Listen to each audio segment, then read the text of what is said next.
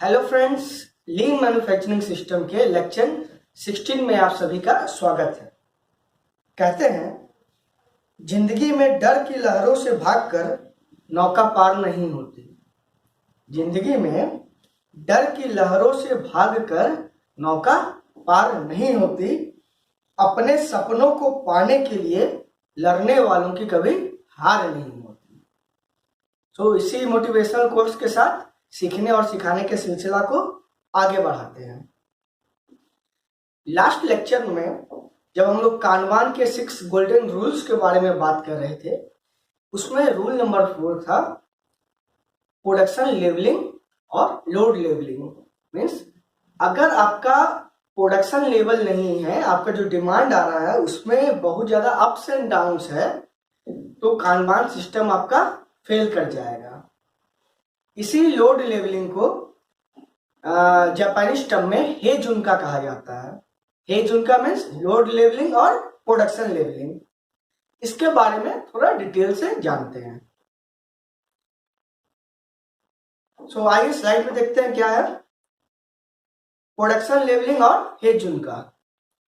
It means distributing the production volume and mix evenly over time. Means time के respect में आप production को जो डिस्ट्रीब्यूट कर रहे हैं और उसके प्रोडक्शन के मिक्स को डिस्ट्रीब्यूट, दोनों आपके पास वैरायटी ऑफ मॉडल्स के ऑर्डर आते हैं, तो इसे ही प्रोडक्शन मिक्स कहा गया है। So production mix and production volume, इसका डिस्ट्रीब्यूशन ओवर जो टाइम है वो इवनली होना चाहिए, एक जैसा होना चाहिए। For example, instead of assembling all the type A products in the morning and the type B products in the afternoon, we would alternate small batches of A and B. Means A shift में ही आप first shift में A और B दोनों model का parts बनाएंगे and B shift में again आप A and B दोनों मॉडल का पार्ट्स बनाएंगे।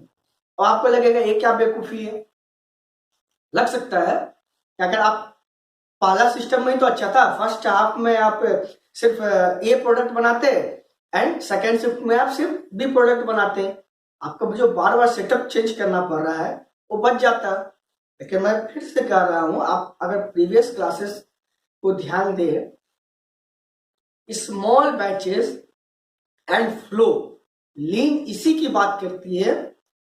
स्मॉल बैचेस एंड फ्लो आपको स्टार्टिंग में लग सकता है कि इससे प्रॉब्लम हो रहा है, आपका टाइम ज्यादा जा रहा है, टाइम वेस्ट हो रहा है, बट ओवरऑल आप देखेंगे इसके बहुत सारे बेनिफिट हैं। स्मॉल बैचेस आपका इन्वेंट्री को कंट्रोल करता है, ओवर प्रोडक्शन को कंट्रोल करता है, डिफेक्ट को कंट्रोल करता है, प्रॉब्लम सरफेस फास्टर, आपका कन्वेंस इजी होता है, आपका प्रोसेस की कैपेबिलिटी को बढ़ाता है। मीन्स अगर आप देखिएगा तो सारे बेनिफिट हैं इसमें, इसीलिए जरूरी है। Most assembly departments find it easier to schedule long runs of one product type and avoid change over, ये ट्रेडिशनल प्रोसेस है। But we end up paying heavily, lead times expand because it becomes difficult to serve customer who want something different than the batch we are making now.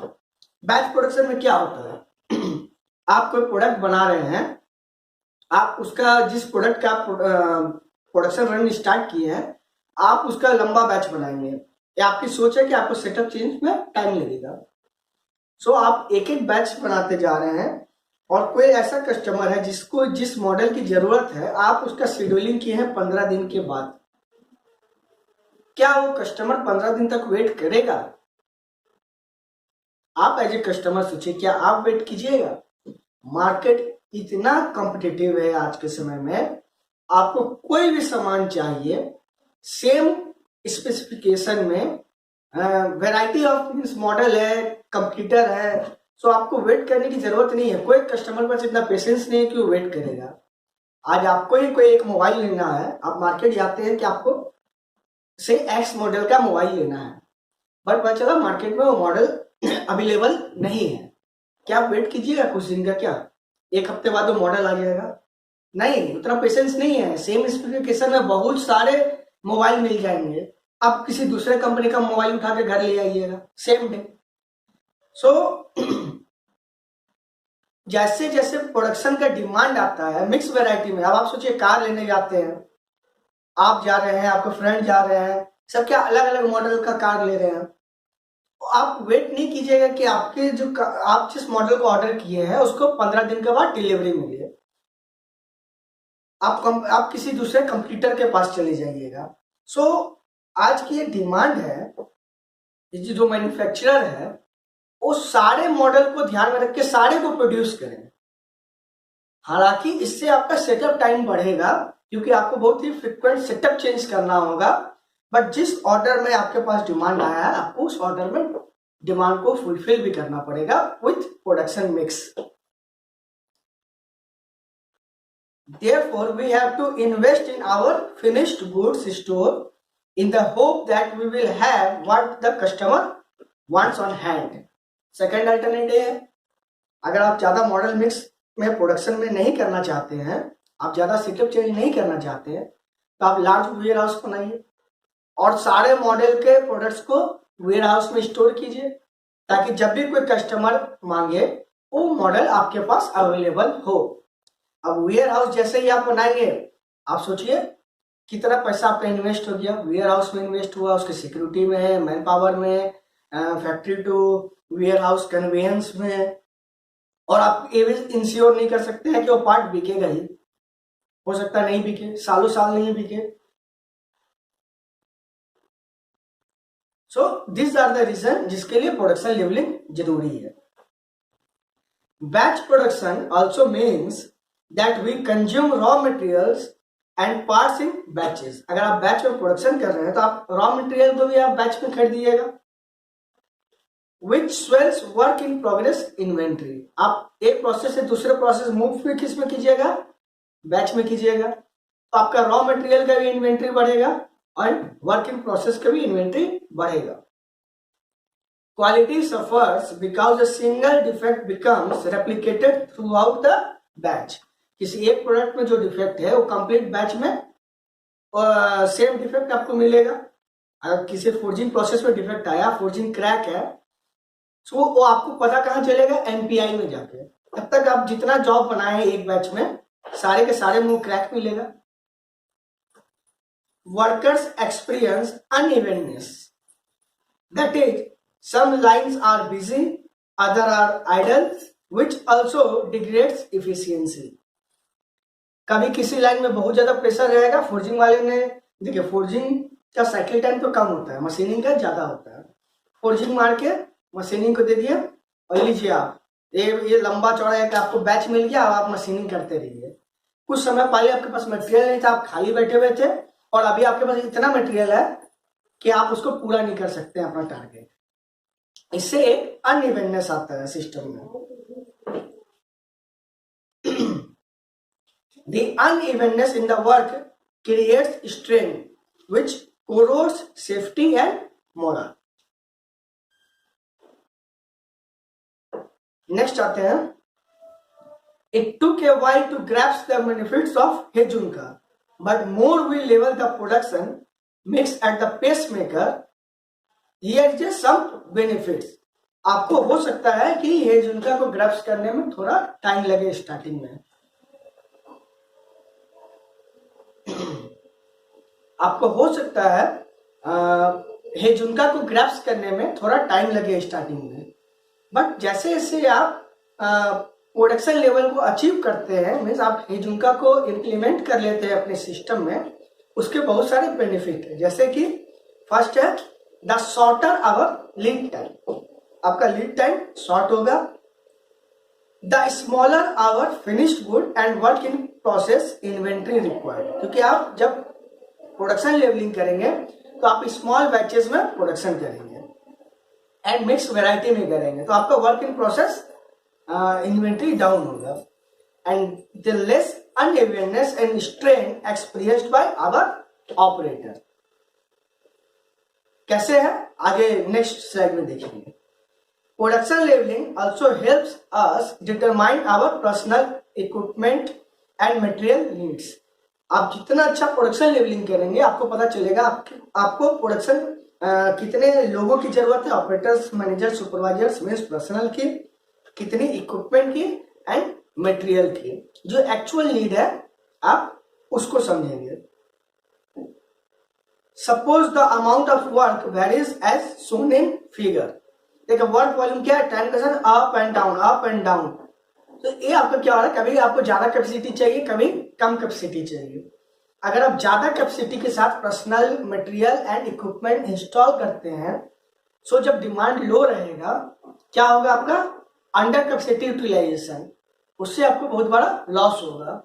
और अगर आप कम रखते हैं अपना capacity को, सो जब डिमांड पीक पे जाएगा तो आप ऑर्डर नहीं ले पाएंगे, ऑर्डर आपके हाथ से छूटेगा, that is other bigger loss. So we set our capacity for peak demand and there will be underutilization during valleys, and if we set our capacity for our valleys, our people, equipment and supply will experience strain during the peak demand. Next slide आते हैं। देखिए हे जुनका से होता क्या है, आइए board में समझते हैं इस चीज को। ये आपका प्रोडक्शन का डिमांड है, ये कस्टमर डिपेंडेंट है, ये up down up down up down, या शेयर मार्केट में होता है ना up down up down up down. हम लोग हार्टबीट कैसे होता है, उसका ग्राफ देखे हैं, कभी भी कांस्टेंट नहीं होता। तो मार्केट में डिमांड भी कभी कांस्टेंट नहीं होता है। तो एक टाइम के साथ डिमांड में फ्लक्चुएशन मिलेगा, ये फैक्ट है, ये मिलेगा ही मिलेगा। होता क्या है, यहां से डिमांड, कभी डिमांड पीक पे आएगा एंड कभी ऐसा आएगा रिसेशन है जब डिमांड है ही नहीं, और आप एक एवरेज डिमांड पे आप अपना कैपेसिटी को फिक्स करते हैं।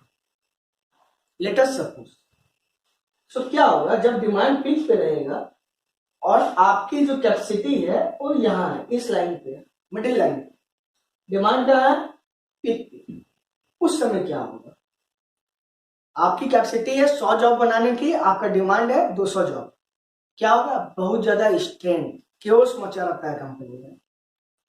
ठीक है, इसे कहते हैं मुड़ी, मैं 3M बताया था, मुड़ा, मुड़ी एंड मुड़ा, अनइवननेस, स्ट्रेन एंड ट्विस्ट। इसके कारण क्या होगा, एक स्ट्रेन हो। जब आपका डिमांड यहां पे वैल्यूज पे, मीन्स आप रिसेशन टाइम को फेस कर रहे हैं, कैपेसिटी कितना है 100 का, अभी डिमांड कितना है 50 जॉब्स का, आप क्या कर रहे हैं अंडर कैपेसिटी यूटिलाइजेशन, मीन्स ये क्या हुआ मुड़ा, वेस्ट, आप उसको यूज ही नहीं कर पा रहे अपना कैपेसिटी। एंड जो पीक एंड वैलीज के बीच में जो डिफरेंस है इस 250, जो डिफरेंस हुआ 150 का, वो क्या है अनइवननेस, दैट इज कॉल्ड मुड़ा। सो हमें क्या कोशिश करना है, इस डिमांड को प्रिडिक्ट करके, देखिए कस्टमर को आप कंट्रोल नहीं कर सकते, आप नहीं बोल सकते कि आप ऐसा डिमांड मत दीजिए, आप इवनली डिमांड दीजिए, कस्टमर को तो जब मन करेगा तभी लेगा। सो ये मैनेजर्स जो आपके टॉप मैनेजमेंट है, ये उनकी रिस्पॉन्सिबिलिटी है। अगर आप ऐसे बिजनेस में है जहां पीक एंड वैलीज बहुत ज्यादा है, डिमांड में फ्लक्चुएशन बहुत ज्यादा आता है, वहां पे एक प्रोजेक्शन ले कि किस पार्ट का कितना डिमांड रहेगा, या मेरा सालों भर डिमांड कैसा रहता है, और फुल डिमांड को इनकाउंटर करने के लिए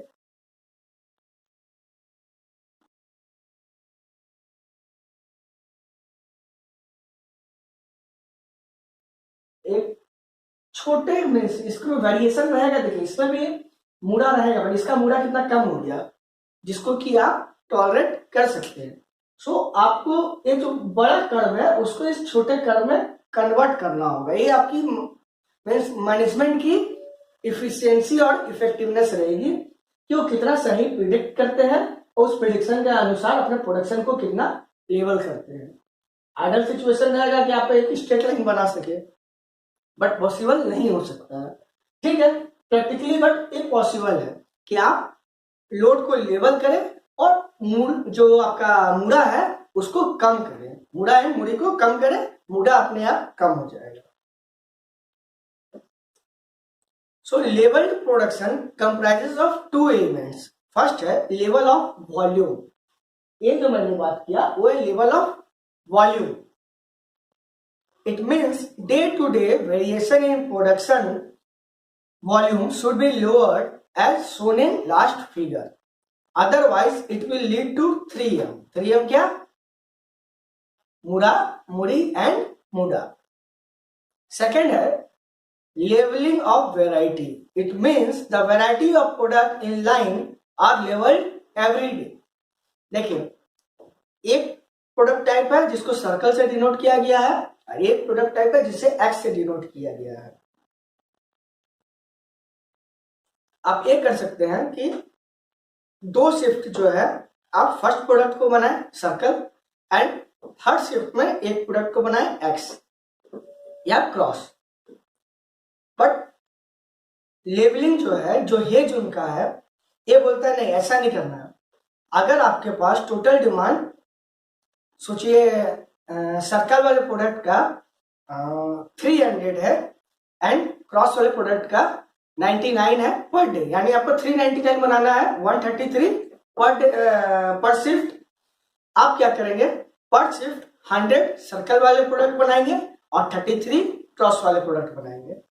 इससे ये होगा कि आप अगर किसी कस्टमर को एक्स चाहिए, ये तो आप एक दिन में देख रहे हैं तो आपको बहुत इजी लग रहा है.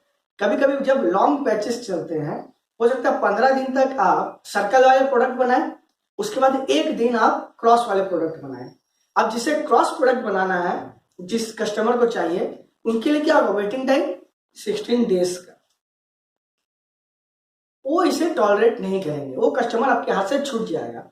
इसीलिए जरूरी है कि आप पर डे इवन कोशिश करें पर शिफ्ट, और इसको और आप कम करके पर आवर कर सके तो और बेहतर है.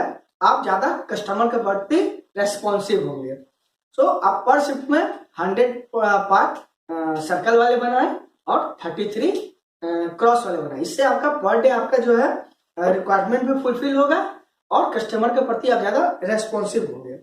बहुत ज्यादा छोटा नहीं किया जा सकता है क्योंकि सेटअप टाइम कुछ भी टाइम लेगा बट सेटअप टाइम तो लेगा. सो ए मीन्स ए आपको ये मैनेज करना है कि कितना इसको क्लोज किया जाए, कितना ज्यादा प्रोडक्शन को मिक्स कर सकते हैं सेटअप टाइम को इनकाउंटर करते हुए.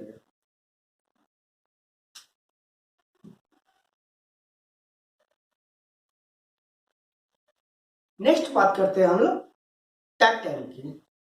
देखिए टैग टाइम क्या होता है. Tag time is the demand rate. Means किस रेट से आपको डिमांड मिल रहा है.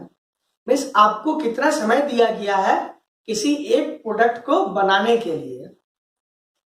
Tag time tells us our demand frequency और how frequently we must produce a product to meet our customer demand. Customer demand को तो आपको फुलफिल करना ही है, बट उस डिमांड को फुलफिल करने के लिए आपको कितना समय दिया गया है पर product, that is called tag time. So tag time is equal to daily operating time divide by requirement quantity per day.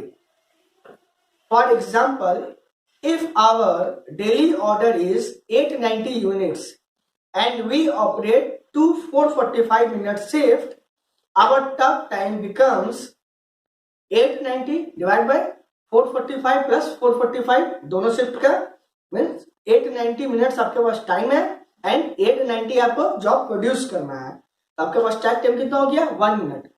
आप पर मिनट एक कंपोनेंट प्रोड्यूस करते हैं तो आप कस्टमर को डिमांड को फुलफिल कर पाएंगे. Means we need to produce 1 product every minute. Takt time differs from cycle time. देखिए cycle time is the actual and takt time is the demand rate. अगर कस्टमर डिमांड बढ़ जाएगा, time तो आपके पास उतना ही है, तो क्या होगा ओवरऑल टैग टाइम आपका कम हो जाएगा. ये आपको मीन्स एक बार देता है कि आपका साइकिल टाइम को ऑलवेज टैग टाइम से कम रखना है. साइकिल टाइम क्या है एक्चुअल प्रोसेसिंग टाइम है, जो टाइम लग रहा है, and takt time is the demand rate. So cycle time जो है हमेशा टैग टाइम से कम होना चाहिए ताकि आप डिमांड को फुलफिल कर सके. Takt time differs from cycle time, which is the actual time it takes to do the process. In practice, we may set up the production rate at a higher than the takt time to allow the changeover time and equipment downtime and delays. जैसा मैंने कहा, cycle time को आपको टैक time से always higher rate पे रखना चाहिए. Means cycle time आपका कम रहेगा, टैक टाइम ज्यादा रहेगा. ये जो डिफरेंस है ये कंपनसेट होगा क्योंकि आपके साथ बहुत सारे प्रॉब्लम आएंगे एक्चुअल में. क्या? मशीन डाउन होगा, रॉ मटेरियल की अनअवेलेबिलिटी होगी, डिफेक्ट भी प्रोड्यूस होगा, सब अदर डिले हो सकते हैं, सेटअप चेंज होगा, पावर कट हो सकता है. सो ये सब टाइम को आप कैसे कंपनसेट करेंगे? इसलिए cycle time always should be lesser than the takt time. System cycle time is equal to the longest task cycle time in the system, the rate at which customer or product exit the system or trip time. देखिए system का cycle time क्या है? अगर बहुत सारे process से होते हुए आपका कंपोनेंट सिस्टम से बाहर निकल रहा है तो जिस प्रोसेस का या जिस ऑपरेशन का साइकिल टाइम सबसे ज्यादा होगा वही आपका सिस्टम का साइकिल टाइम होगा. सपोज कीजिए आप किसी कंपोनेंट को फिनिश कर रहे हैं, operation A B C D and, ठीक है. इसका साइकिल टाइम है 10 second, 12 second, 15 second, 8 second, 11 second, ठीक है. अब ए तो सबसे ज्यादा जॉब जल्दी कंप्लीट कर ले रहा है, ए अपना जॉब को यहाँ पे फॉरवर्ड कर देगा. बट जब तक सी का काम कंप्लीट नहीं होगा ए इसको मटेरियल देगा नहीं, इसके पास मटेरियल की अनअवेलेबिलिटी रहेगी, ठीक है. बट ओवरऑल आप देखिएगा जो कंपोनेंट सिस्टम से बाहर आएगा वो 15 सेकेंड में ही एक कंपोनेंट आएगा, क्योंकि जब तक ए नहीं अपना काम प्रोसेस कंप्लीट करेगा तब तक तो मटेरियल आगे बढ़ नहीं सकता ना. ए कंप्लीट कर दिया, ये 8 सेकंड में दे देगा, फिर 11 सेकंड में दे देगा. मीन्स ओवरऑल आपका साइकिल टाइम जो है सिस्टम का वो 15 सेकेंड होगा. लॉन्गेस्ट टास्क साइकिल टाइम वही आपका सिस्टम का साइकिल टाइम होगा. देखिए कुछ वर्ड है इंटरव्यू में पूछा जाता है. लीड टाइम क्या है, थ्रूपुट टाइम क्या है, साइकिल टाइम क्या है एंड टैक टाइम क्या है. थ्रूपुट टाइम मैंने बात कर लिया है. Lead time means overall time from raw material to finish good, जो कस्टमर के हैंड तक पहुंचे, जो आपका टाइम है वो आपका लीड टाइम है. Cycle time actual processing time है and system cycle time is the drip time. देखिए सिस्टम साइकिल टाइम को ही कहा जाता है ड्रिप टाइम. सो कंफ्यूज नहीं होना है, 4-5 टर्म है. आप वीडियो को अगर ध्यान से सुनिए तो सारे टर्म को यूज किया जा रहा है और उसे डिफाइन भी किया जा रहा है, तो आपको सब पता होना चाहिए. सिस्टम साइकिल टाइम और ड्रिप टाइम क्या है, साइकिल टाइम क्या है, individual cycle time, throughput time क्या है, टैक टाइम क्या है एंड लीड टाइम क्या है. फिर से एक बार थ्रूपुट टाइम को देखते हैं. Manufacturing throughput time is the amount of time required to product to pass through a manufacturing process, thereby being converted from raw material into finished good. देखिए यहाँ रॉ मटेरियल से फिनिश्ड गुड की ओर जा रहे हैं, बस इन दोनों के बीच जो टाइम लगा है दैट इज आपका थ्रूपुट टाइम. उसके बाद आपका प्रोसेस से बाहर, मैन्युफैक्चरिंग प्रोसेस से बाहर हो गया. बट लीड टाइम में हम लोग सर्विस को भी लेते हैं, जहां तक कस्टमर के हैंड तक आप बना दिए, वेयर हाउस में पड़ा हुआ है, डीलर के पास पड़ा हुआ है, बहुत जगह रुकता है ना, जब तक कस्टमर के पास नहीं पहुंचा लीड टाइम आपका ऐड होगा. The concept also applies to the processing of raw materials into a component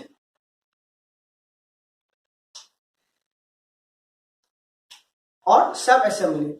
The time required for something to pass through a manufacturing process covers the entire period from when it first enters into the manufacturing unit and it exits the manufacturing, which includes the following time intervals. देखिए throughput time में क्या क्या है, processing time, and this is the time spent transforming raw materials into finished good. Actual में processing में जो time लगा then inspection time, आप जॉब बनाए हैं तो उसे इंस्पेक्ट भी करना है, रॉ मटेरियल को भी इंस्पेक्ट करना है, वर्क इन प्रोसेस को भी इंस्पेक्ट करना है, और जब फिनिश्ड गुड हो गया तो बिफोर डिस्पैच पीडीआई में भी आपको इंस्पेक्ट करना है। Move time, this is the time required to move items into and out of the manufacturing area as well as between the work station within the production area.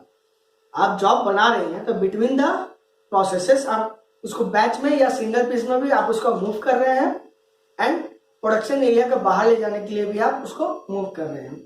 सो ये move time है। And queue time means waiting time, this is the time spent waiting prior to the processing, inspection and move activities. सारे activity के बीच में जो आप wait कर रहे हैं, जो डिले आ रहा है, उसे कहते हैं क्यू टाइम। आप अगर सबको ऐड करते हैं तो आपका निकलता है थ्रूपुट टाइम, बट ये है मैन्युफैक्चरिंग यूनिट टर्म। जब इसके बाहर जाते हैं या मैन्युफैक्चरिंग आने के पहले कस्टमर ने ऑर्डर दे दिया, आप तुरंत जॉब को बनाना तो नहीं चालू कर देते हैं ना। कस्टमर ने ऑर्डर दिया, उसके बाद उस ऑर्डर को प्रोसेस किया जाता है, प्लानिंग किया जाता है, एक प्रोडक्शन के स्लॉट दिया जाता है, उसके बाद रॉ मटेरियल इंटरेस्ट करता है मैन्युफैक्चरिंग सिस्टम।